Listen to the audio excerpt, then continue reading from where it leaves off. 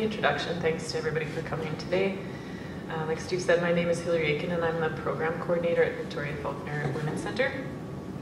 We've just finished the 12 Days to End Violence campaign, so you may have heard about it, you may have seen these posters around town.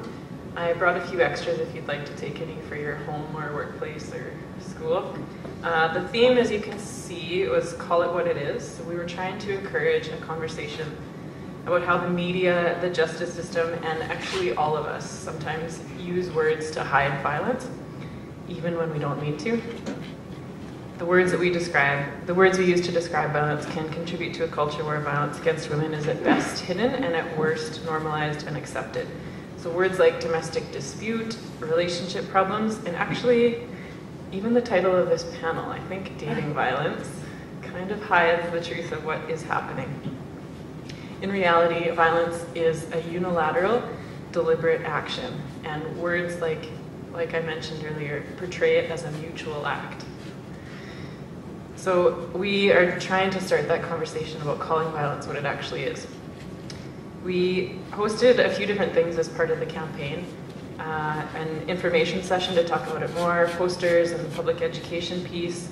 We had 2 film screenings and discussions. We had a campfire chat about engaging men in this fight, and it was really, really great. It was a totally honest discussion with men. There was probably a dozen men, probably 20 who came and went throughout the night, but men really opened up and talked about what role violence had played in their lives and why they wanted to take part in ending it. What I wanted to talk about today a little bit was we do workshops in schools called No Means No, and they're about sexual assault and consent. So we go through a situation, Sally and Steve, and they're in this interview, and then Steve assaults Sally, and we talk about, what do you think? Has this been sexual assault or not? We add in these other pieces, so it explores the myths and stereotypes that kids have around sexual assault and consent. And it's always a mix of emotions for me, because there's often really strong advocates. There's somebody in the class who is completely outraged that the courts found him not guilty of sexual assault, but that's not what you told us, and that's against the definition of sexual assault, and I can't believe they would do this. But then there's these other voices that often pipe up, and we hear this from all ages too. Well, it's not her fault, but, you know, why was she wearing that? Why did she go in that trailer for that interview?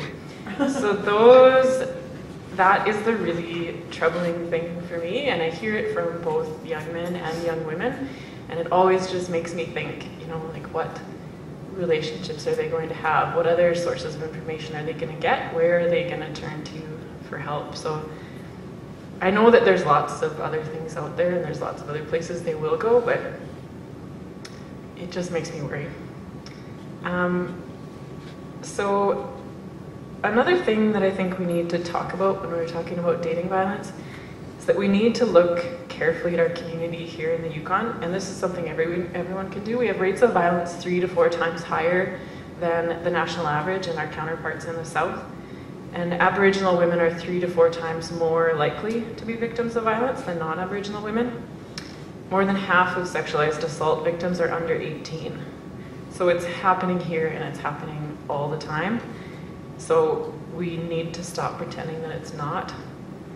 Stop pretending that it doesn't happen in all of our families, in our workplaces, in our schools, and that violence against women transcends race, religion, socioeconomic status.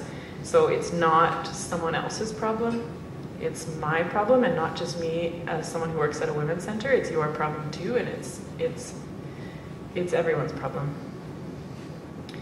The other thing that we've been working on in the women's community is learning about a different approach to supporting girls and women.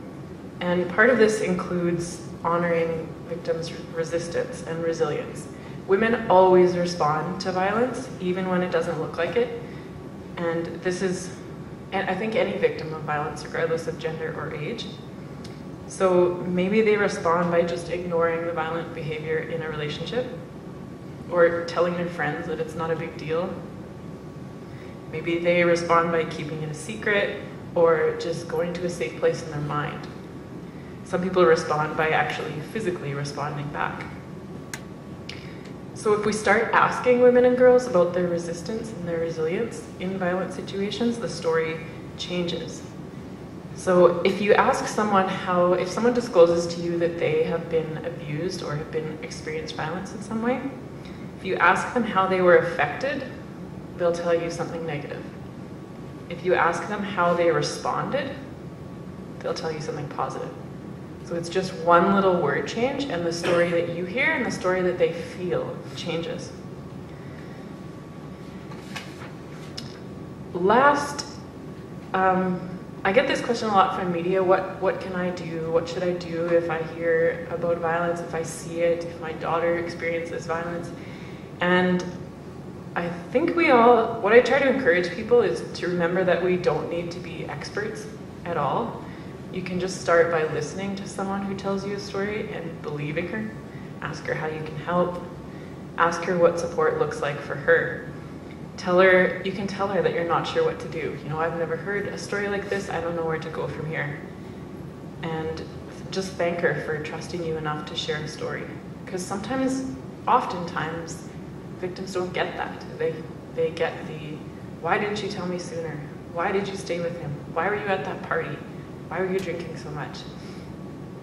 So starting with something positive frames her whole path forward in a different way. 90% of the cases of sexualized violence don't make it to the RCMP, but that doesn't mean that those people aren't telling someone. They disclose to a friend, a family member, or a colleague, a teacher, lots of people. So we all have the opportunity to be that first positive response.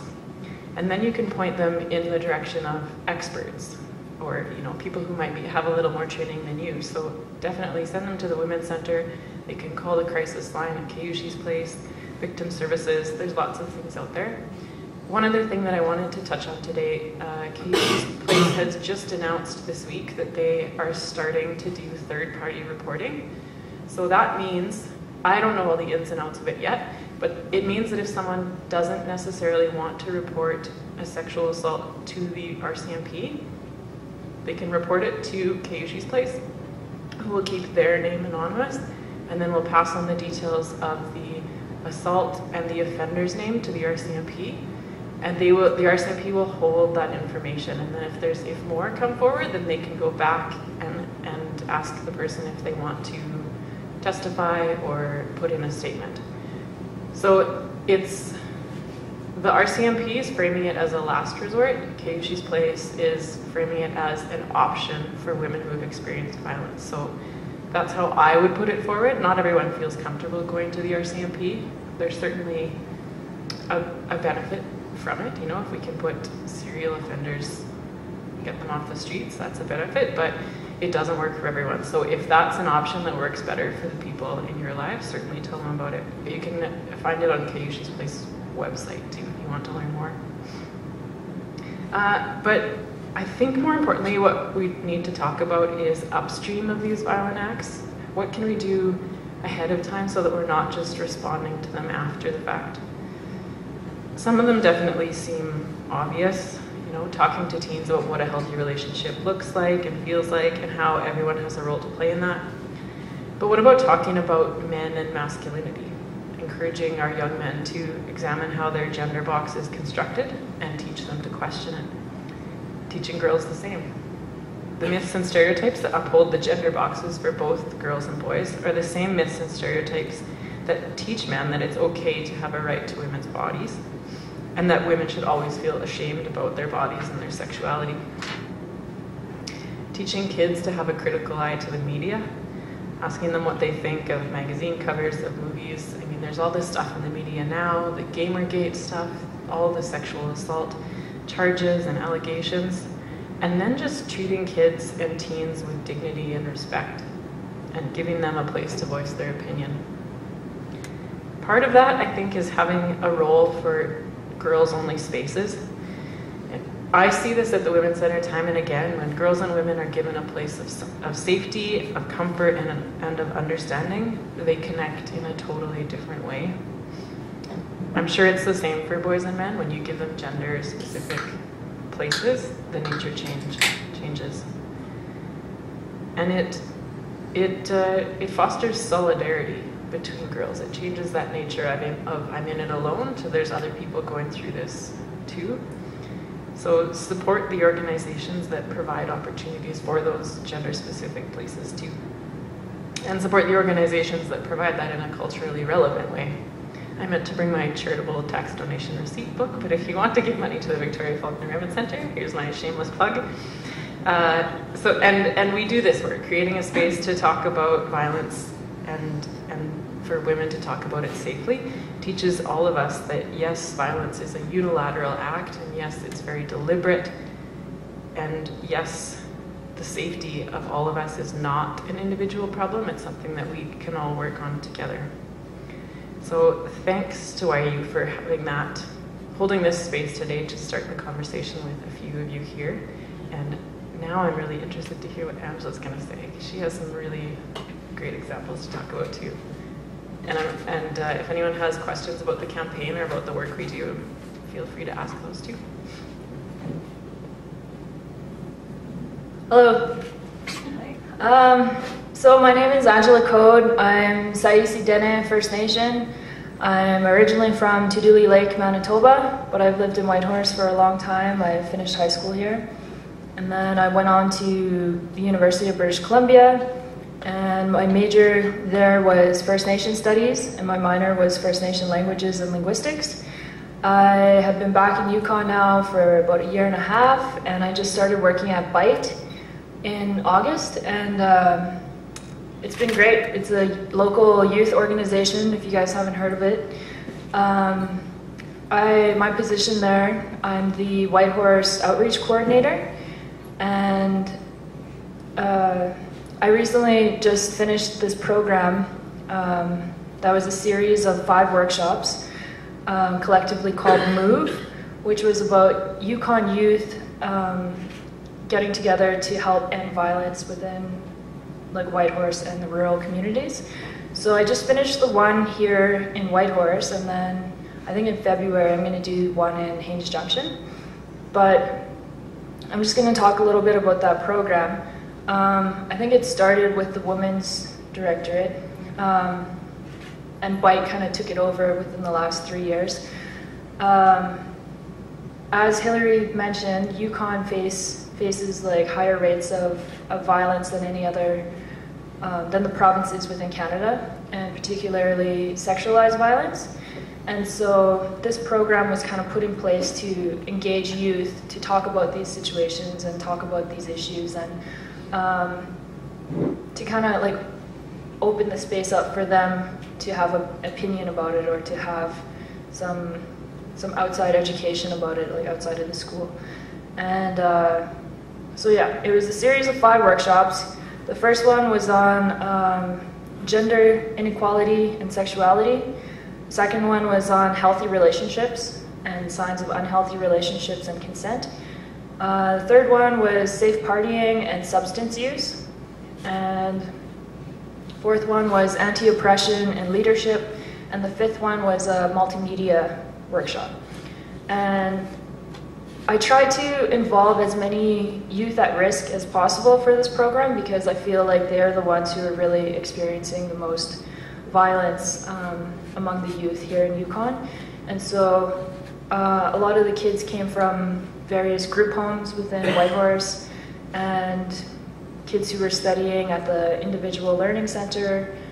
And anyways, I selected about 12 youth out of 30 that applied, which was great that there was so much interest.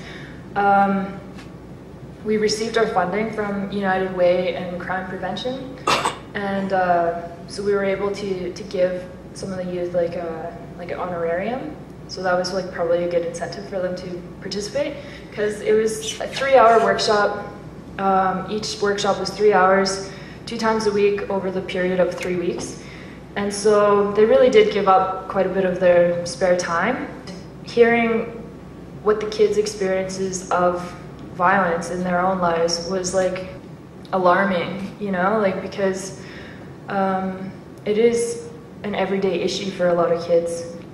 Yeah, so I was asked to come here today to talk about signs of healthy relationships or signs of unhealthy relationships.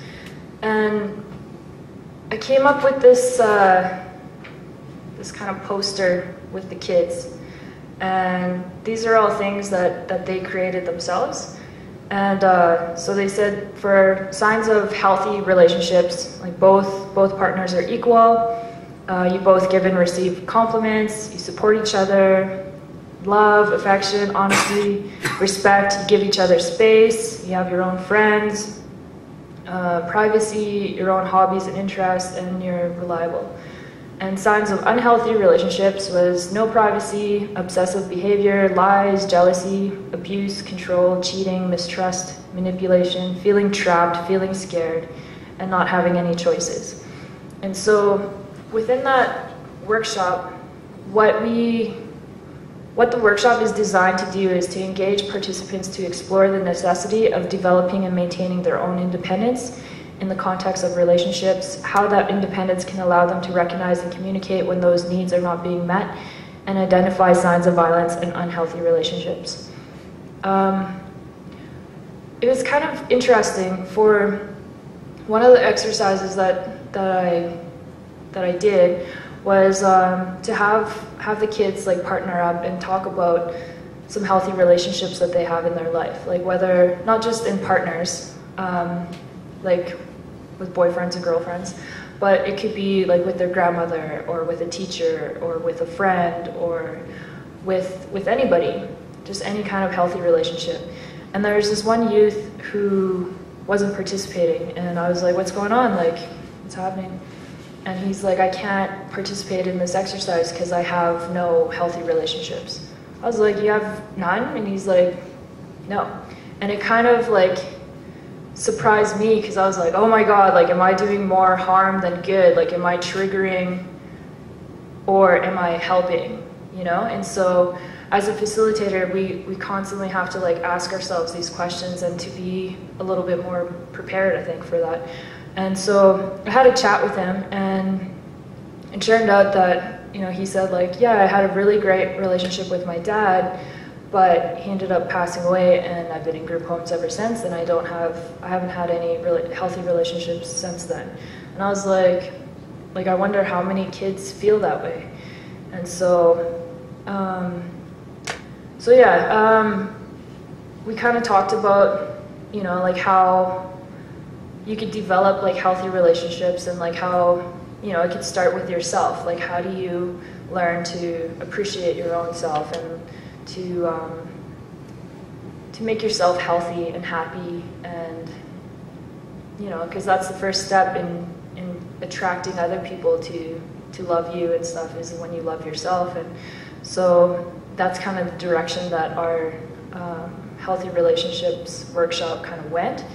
And I think it was really good because afterwards, like, you know, he said, thanks, like, you know, that was good to know that, like, things can start, like, I can make change by changing myself and changing the way that I think. And it was really neat because we did this exercise where we had like a ball of yarn and we formed a circle, and we started off by saying like, violence affects my life because, and like for myself, being an Aboriginal woman, being from a small community, I saw it a lot growing up. Not in my immediate family in particular, but like in my community.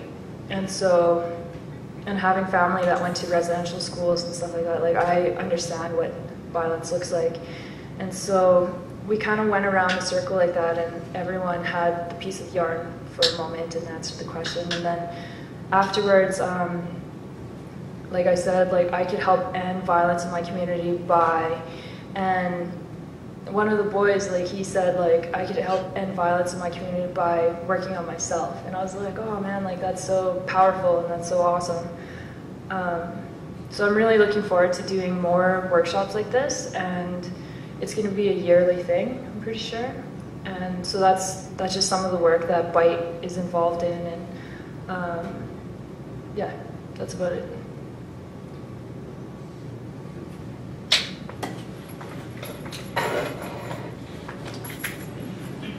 Is there any questions? I have one.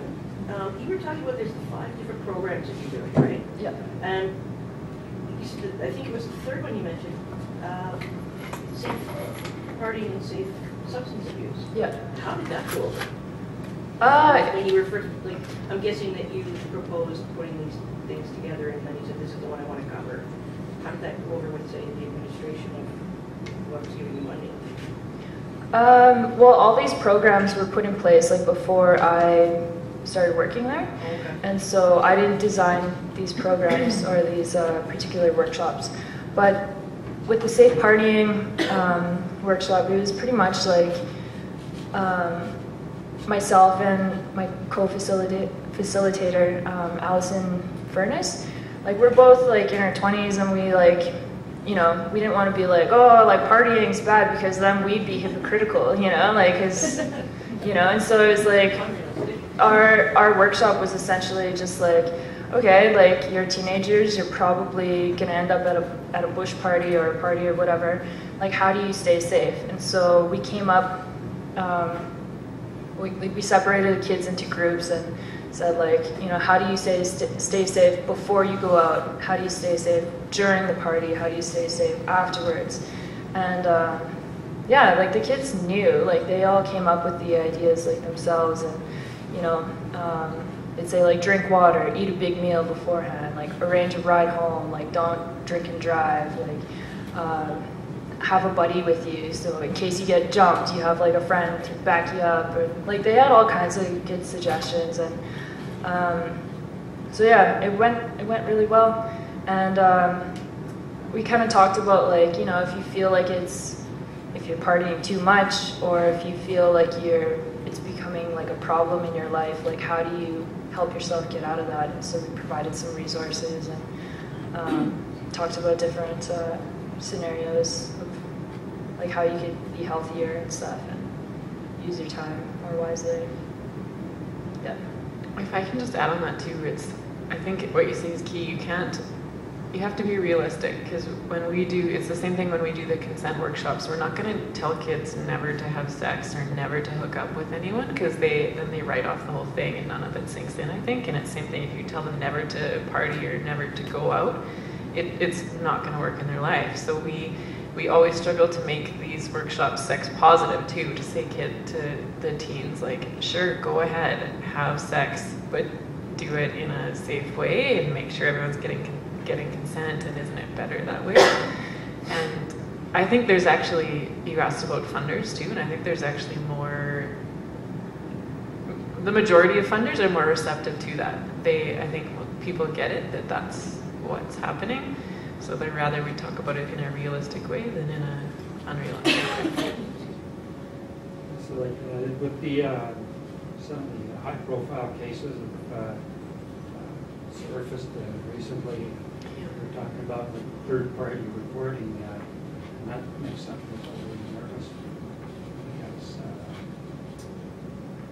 like, in my dealings with people who've been abused, like come to the union in confidence, for example, to report what they've experienced.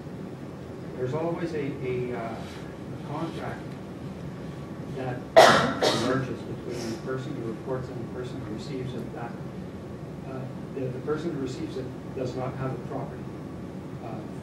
They don't own the situation. It's entirely the person who reports it. That's their property. And you can't take it away, and, like one of these very famous cases, start to act on your own in a very public fashion. So I'm really curious to see how this is going to work out. I think there's going to be some real benefits to it, but it has to be managed in a way that does not take away the ownership of the situation. Totally, yeah. The person who reports it. Which is why I think it's really important that Kayushi's Place is the organization that is handling that piece, because they have, most of the time, I would say, they have established trust with the women coming to them. You don't have to be staying at Kayushi's Place to report something, but are very well equipped to understand the realities of the violence and understand the realities of the communities, and certainly would not claim ownership of it. The other important piece is that it's done, this is being done in conjunction with the RCMP, so they are both going to be on top of how this goes, and the Women's Coalition is going to have close eyes on it as well. So I'm sure there will be some working out kinks as it goes, but there will be nothing will go, there'll be no reporting and you know, investigations of the RCMP without those women's permission. Sometimes it's really tough emotionally for the person who actually receives it, because like I know of workplaces and situations where there's abuse going on, and I dearly love to rub the employer's face in it, but it's not your place to do, right? Yeah. So it's yeah, it's a tough one emotionally for. Yeah, that's a really good point. Even I think just hearing anything, if anyone discloses to you, you get that vicarious trauma. I know, for example, like things that have come out of the House of Commons, I've known pages, young women who work as pages in the House of Commons, and you know, they friends of friends, and I've had them told me about their story and the story of the people in the House of Commons, and you can't touch it. And the fact is that they work in an environment where they have absolutely no protection. Yeah, isn't that shocking that, you know, supposedly the institutions of power are this sort of law-free zone right now? Okay, go ahead. I have a couple things. One is, if you do hear information about abuse and stuff, we do have kind of a moral obligation to try and help, at least listen, not take away from it what has happened. But so frequently, I mean, look at CBC right now, a lot of people knew what was going on and nobody said a word. And so then it's just okay because the victims of the crimes didn't come up themselves to say anything. However, it was allowed to continue with everyone knowing. But because this person didn't say anything, it didn't get moved forward. And I have a really difficult time with that.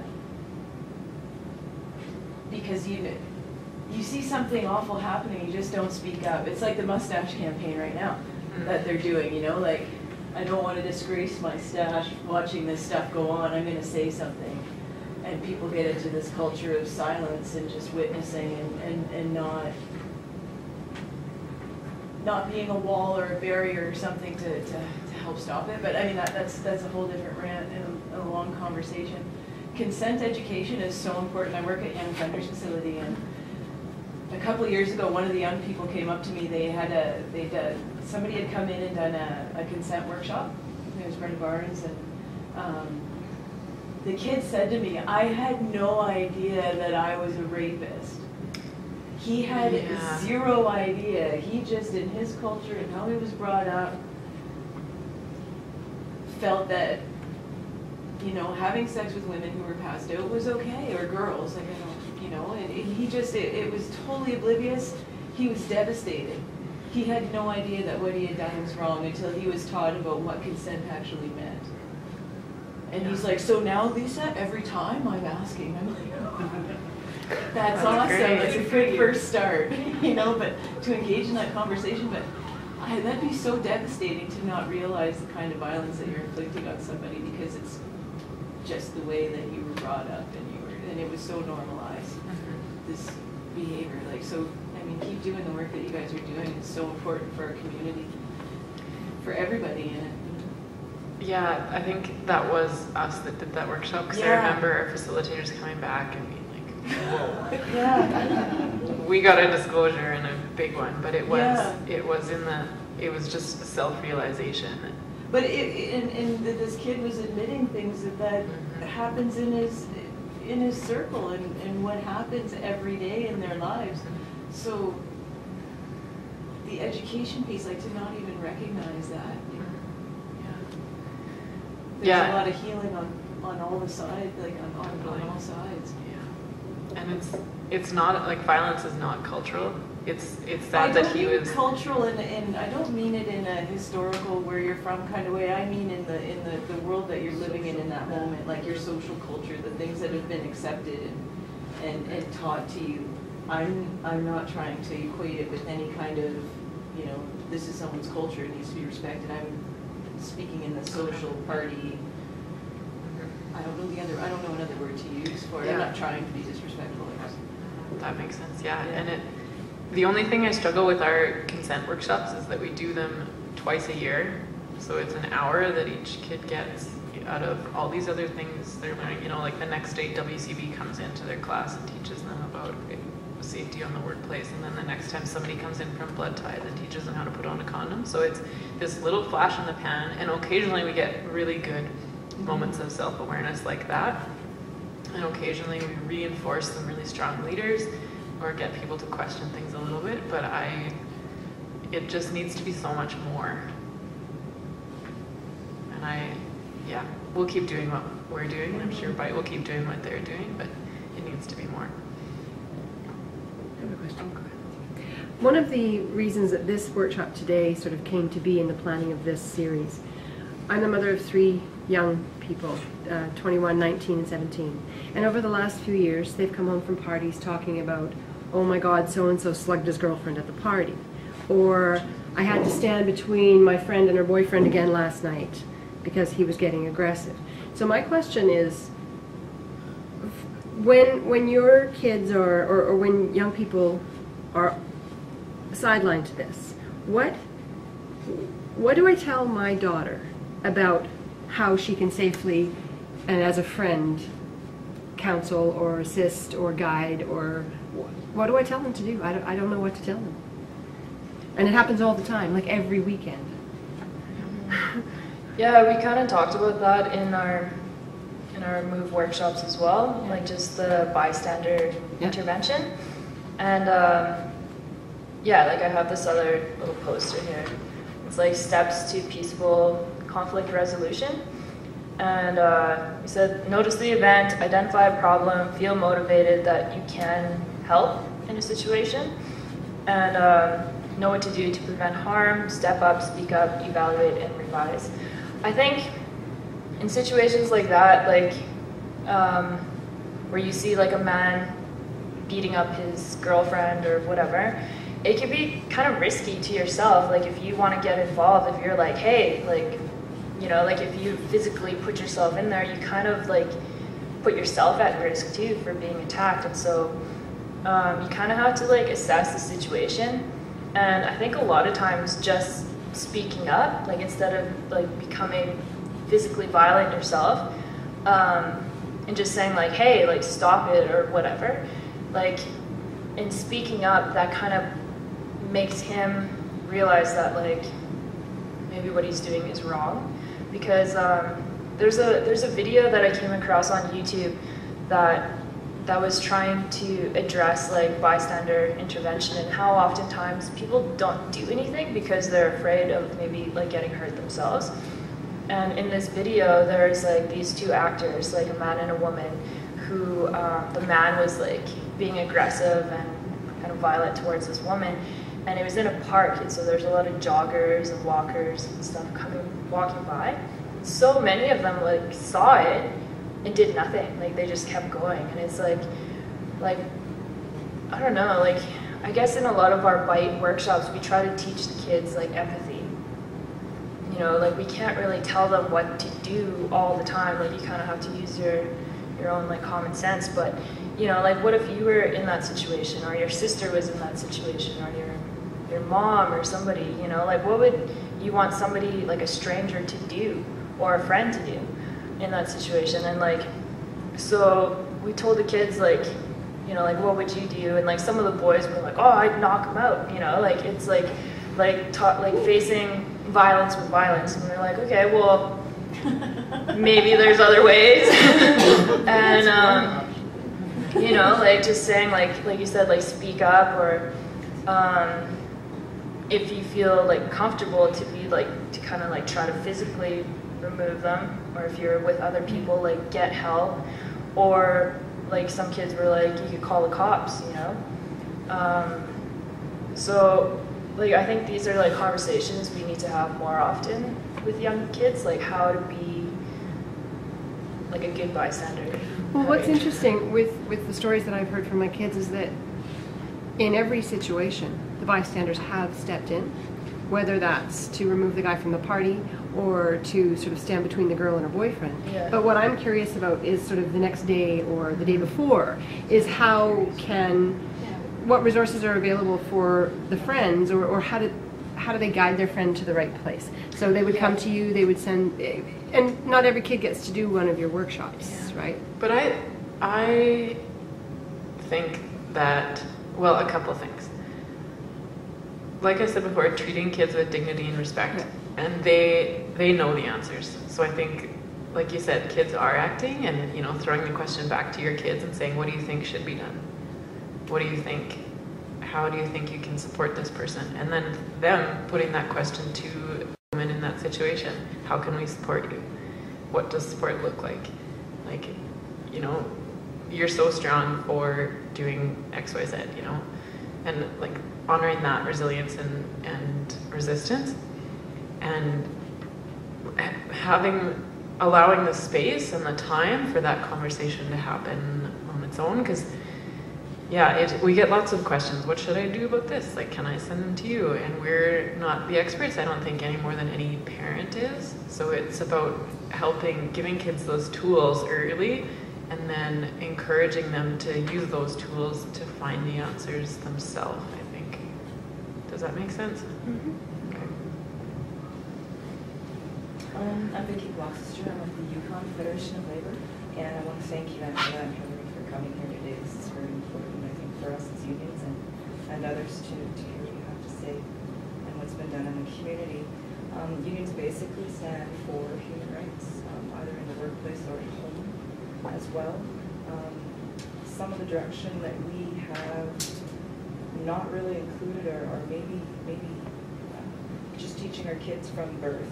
So as workers, I mean, we all have a work style, we're busy every day, right? And sometimes our kids are raised in a childcare situation that are not necessarily looked after or governed or managed per se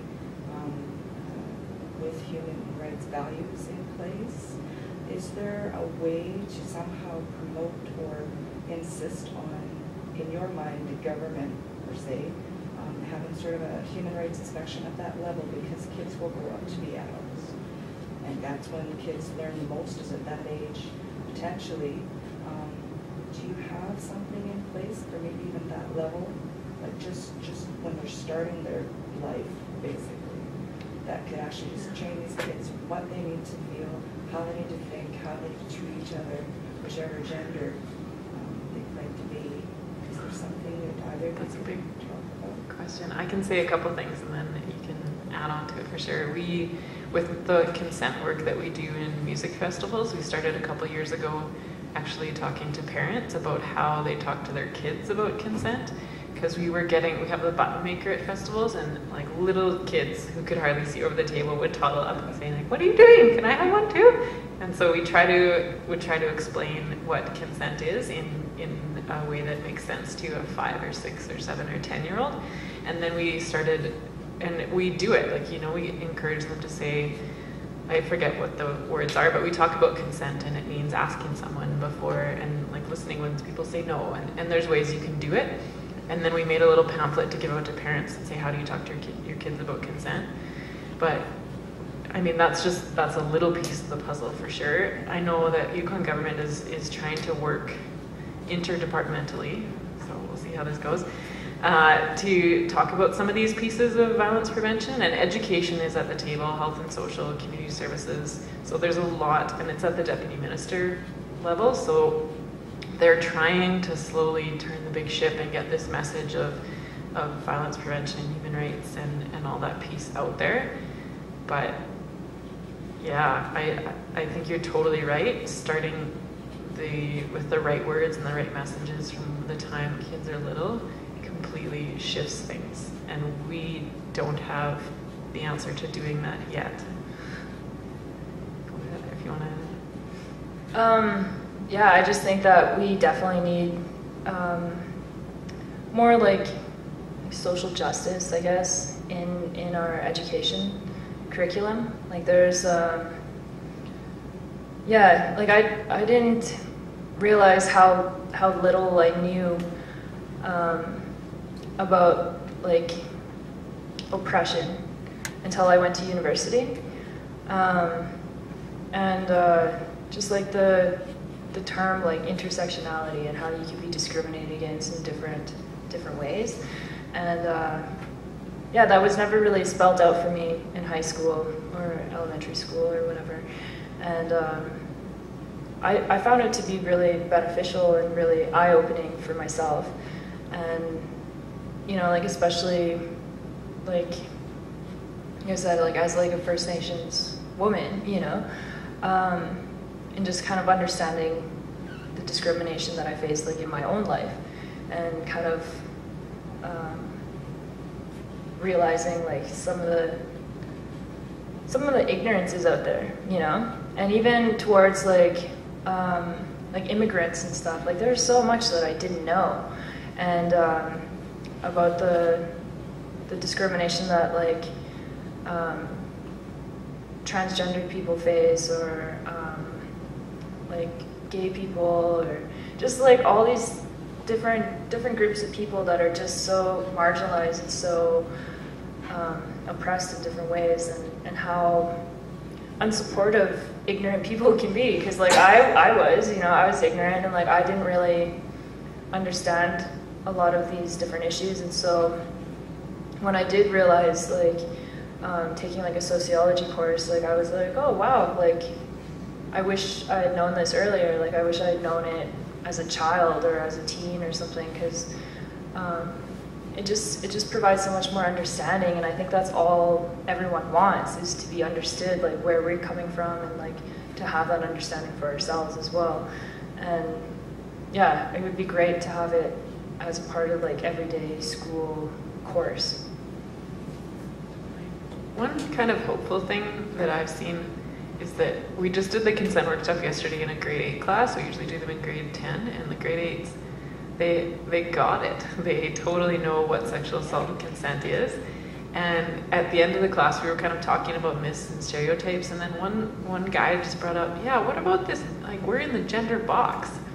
And they started, and then a girl said, yeah, how come it's not okay for men to wear skirts, but it's okay sometimes for girls to wear guys' clothes? And then we had this whole other conversation, and we were floored that like this, I got nothing like this in high school, and it wasn't that long ago that I was in high school, so I do feel like the kids who are 13 today, when they have kids, they might be a little better equipped to start having those critical discussions, because they're further ahead than we were 10 or 15 years ago.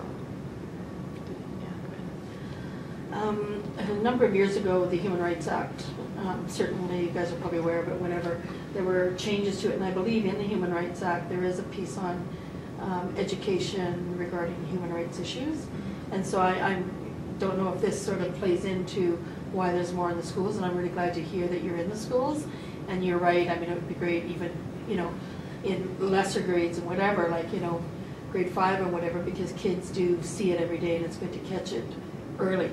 One of the other things that I love that there's those MOVE workshops and whatever, it sounds very positive, and it's a great thing to get involved in the communities. One thing I have a question on is that program with Keoshis, the reporting. Is it only Keoshis that can third-party report?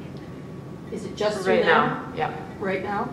And then from what I understand then is so a woman would tell the worker or whatever, and the worker would have to have that woman's consent to take that to the RCMP?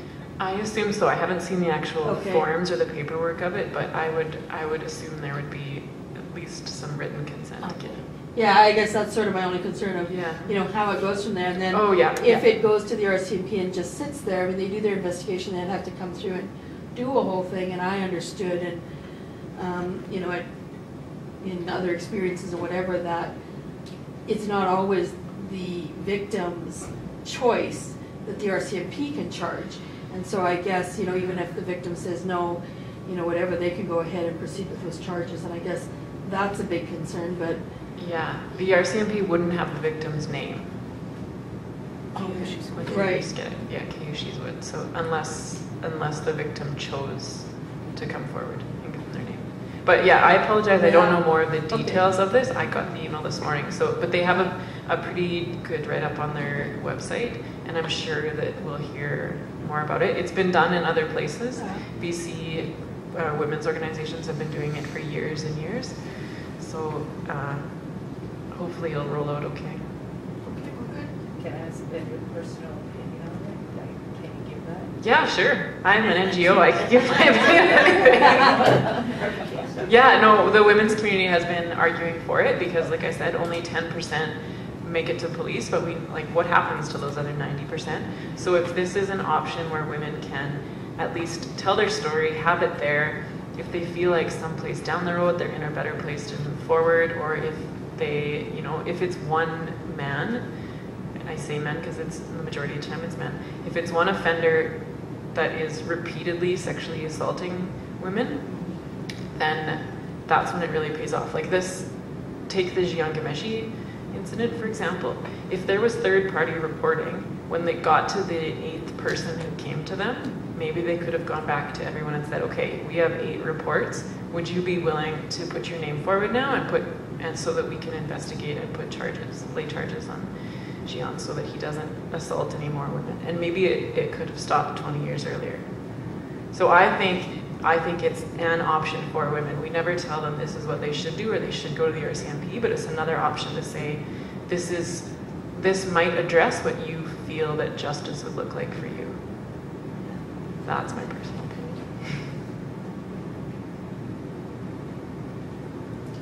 Other than that, we're talking about culture, and you know what, I'd like to frame that a little more because I think that was kind of left hanging, because you've alluded to that earlier, that Yukon has a higher rate of violence than other territories and provinces.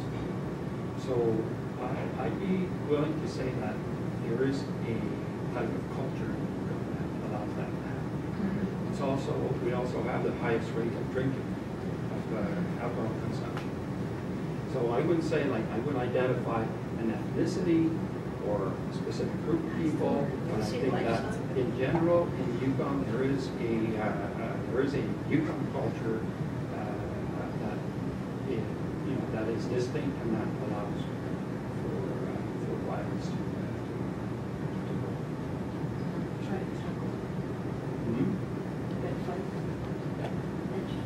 I have a question to follow up on kind of what you guys were talking about, the culture and educating, and have either one of you been approached to go talk to the early childhood educator program, the one who's with our kids, to present and do a little bit of an education spot on that, so that they can start with the little ones? We haven't. No, we haven't either. We mostly just work with youth. We don't really work with kids under 13 years old. So. Right. So then with BYTE, then you would deal with single parents, teenagers that might have children, Some of the youth, yeah, our parents, like sometimes we do workshops at the Teen Parent Center. So you kind of yeah. that's a good place. Yeah. Do you guys ever separate out, because I'm sure there's going to be completely different strategies for staying safe, the young women and the young men, and find, like, have you ever done that? Have you ever found? Because when they're together, it makes for a different mix, as opposed to if it's just young men, or if it's just young women. To do that. Yeah, for BYTE, like I said, like I just started working there in August, and so I'm still relatively new to the position. But we get asked by schools or by teachers and by different communities throughout the Yukon to come in and do these workshops. So if they wanted it to be specifically just for girls or just for boys, that's kind of like their decision. Like we don't really tell them how we do the workshops, you know? And we don't have any like gender-specific workshops put in place right now. Same with us, our consent workshops are done together, and actually I think that one works well with having both genders in the same room, and they challenge each other, and both boys and girls have there's some people that are really adamant about what sexual assault is, and this is, and this isn't, and that was ridiculous, and then there's both boys and girls who say like, no, her fault. So it works for that workshop. We do offer the Girls Club. We didn't get funding this year, sadly, but we offer the Girls Club, so it's that space that's gender specific, and we talk about these kind of discussions there, less structured and in a girls only space. And there actually are quite a few other girls only spaces around the city too. So you can get funding for the Girls Club this year? Nobody likes to fund ongoing programming. So one last question from me. Thank you again for coming. What do you see, what sort of community leaders, I'd say, that are here today, what can you see that we can do to help what you do?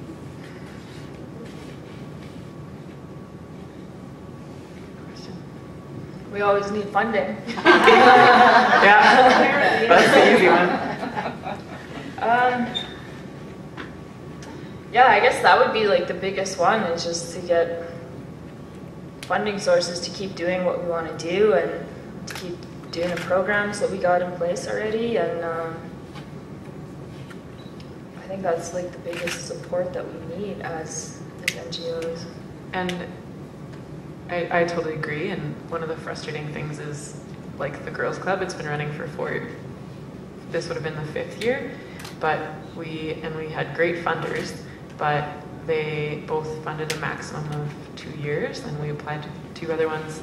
Like they will fund something twice, and then they don't want to be on the hook for ongoing funding. So I think lobbying for core funding for NGOs makes a huge difference, and you can see it in the different capacities of NGOs across the city, those that have core funding and those that have half a staff and a volunteer board, and what that looks like in the outputs. And I think aside from the funding, just giving us feedback on what we're doing that's working and what's not, and if you see something that's working, sharing it widely, telling more people about it, getting more mileage of what we do really means a lot to us. I have a question with regard to that third party reporting. And right now that seems to be in place to go forward through the legal system as the resolution or how to address it. Is any of that information, I know there's the confidentiality, but is there something that you can look at that information as to maybe there's other avenues or shortfalls, or we need to be focusing more education here or more programs there? Is anybody, or is it just that information is taken down and then Sorry, I don't exactly understand. For the third party, Yeah. Like if you're start getting lots of reports, right now it seems to be just towards going through a legal justice resolution for that problem. Okay, yeah. For the information that, to say it starts picking up and you do get lots of information, is it used for anything else that, like you might be able to say, oh, like maybe if we focus more education at this level or at that level, or like if we start seeing trends in what cases are being reported.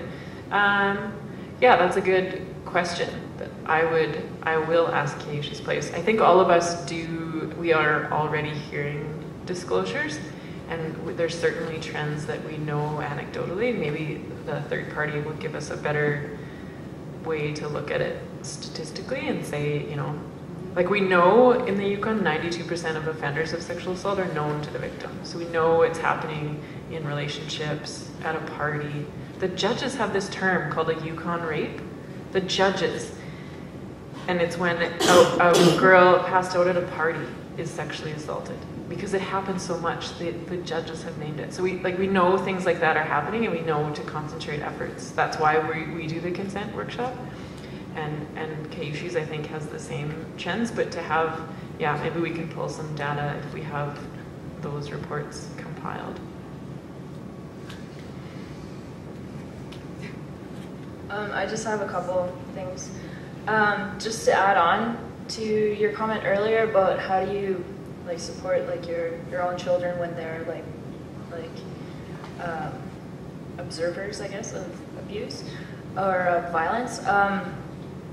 I think it's important like for your kids to listen to those who are the victims, and to maybe like say like to encourage them to go off to like see a counselor or something like that, whether it's a school counselor or like there's victim services or there's the kids help phone. Like there's different resources in town that they can suggest, and it's almost like more likely that the kids will respond to other kids telling them instead of like a parent or a teacher or whatever. So yeah, it's good to have those kind of resources just kind of kicking around for like your kids to grab on their own initiative. So yeah, there are resources in town, and it's also important for like your kids as well to take care of themselves, like to kind of reflect and do like their own self-care. Is something that we would suggest at BYTE. But yeah, and I just wanted to add on to the comment as well, like you know, like the term culture came up, and like I think for both like you and I were just like, you know, like wondering what exactly was meant by it. And like I understand like it's like culture meaning like just like the group of people, not so much like ethnicity, but I think for Yukon, NWT, and Nunavut being the territories of the country, like we all face like more higher rates of violence within the territories than the provinces. And in talking about that, like one of the youth that I was working with, they're like, oh, that's because like it's just Aboriginal people, like that's an Aboriginal issue because there's so many Aboriginal men beating up their wives or whatever. And it's like, holy, like that's a whole other like topic to talk about, because like Aboriginal people have faced such oppression within our country, and you know, like we need to have more education about that. And I was telling Hillary that I had one of the youth, like I was talking about the gender discrimination within the Indian Act, and particularly prior to the passing of Bill C-31 in 1985. And one of the girls, like, she was like, did you know that the Indian Act was actually written by Indians themselves? I'm like, nope. No, that's not true. And I don't know, it was just like, it was so challenging because this is something that her parent was telling her. And she's like, I was talking about Indian residential school, and she was like, my dad said it wasn't really that bad for Indian people, and that he faced like abuse as like when he went to school back in the day. And I was like, okay, like it's unfortunate that like your parents suffered abuse like by the hands of teachers or whatever, like that's not right for anybody, but Indian residential school was like a whole different thing where the government was trying to eradicate entire like indigenous ways of knowing and being, and language and culture and connection to family, community. And it's just like she had no idea. And you know, like she's like a 16, 17-year-old kid here in Whitehorse. And I was like, oh man, like our education system has failed.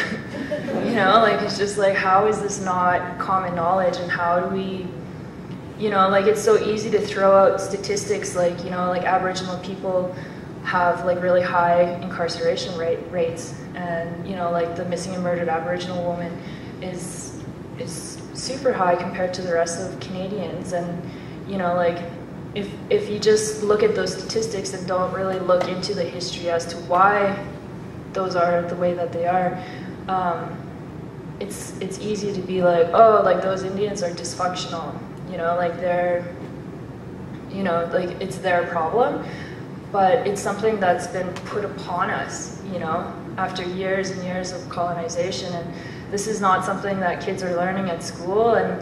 And you know, like obviously for that particular girl, like the education system failed her parents, and now it's still failing. And so, like, how do we combat that? Like, how do we bring about that change and that understanding and that acceptance and that want to make a difference, or like that want to stop oppressing people? So, yeah. So I just wanted to bring that up. Thank you. Thank you.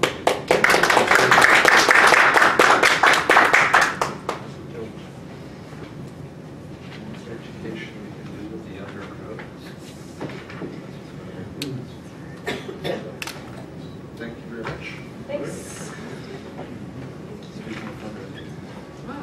Mhm. Awesome. Thank you. Speaking of funding. Yeah.